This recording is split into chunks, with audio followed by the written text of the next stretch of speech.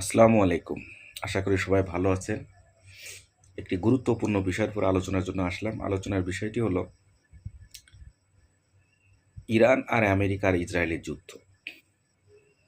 আমরা আগেও বলেছি আমরা শান্তি চুক্তি চাই। আমেরিকা এমন একটা অবস্থা ছেড়ে দে মা কেঁদে বাঁচি।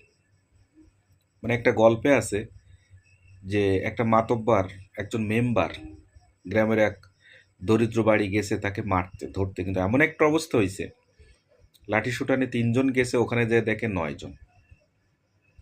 তারা তাকে উল্টো আঘাত, এমন অবস্থা যে মাপ চেয়ে চলে আসতে হয়েছে। ঠিক সেরকমই আমেরিকার যতগুলো ঘাঁটি আছে সবগুলো ধ্বংস করে দিয়েছে মধ্যপ্রাচ্যের ঘাঁটিগুলো ইরান।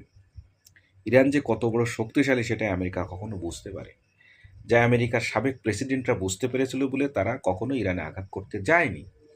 কিন্তু ট্রাম্প, মাথামোটা ট্রাম্প, ডোনাল্ড ট্রাম্প ইসরায়েলের কথায় আমেরিকা ইরানে আঘাত করেছে। এমনকি হরমুজ প্রণালীতেও তারা ক্ষমতা দেখাতে যে পারছে না, খালি হাতে ফিরে আসছে। যার কারণে এখন ট্রাম্প এত বড় বিপদেই আছে নিজের দেশে, বাইরে, এমনকি ইউরোপের কোনো দেশ তার সঙ্গে থাকছে না, একা চলছে।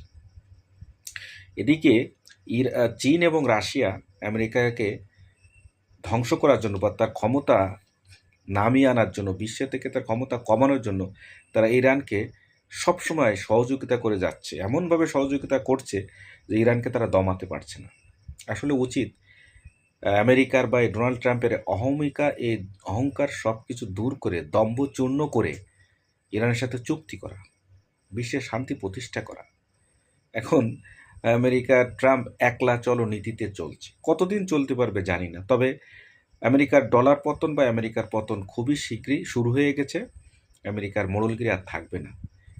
এই মোড়লগিরি চলে যাবে হয়তো চীনে, নয় রাশিয়াতে। চীনে যাওয়ার সম্ভাবনা বেশি, কারণ চীন অত্যন্ত ঠান্ডা মস্তিষ্কের লোক এবং ঠান্ডাভাবে রাজনীতি করে।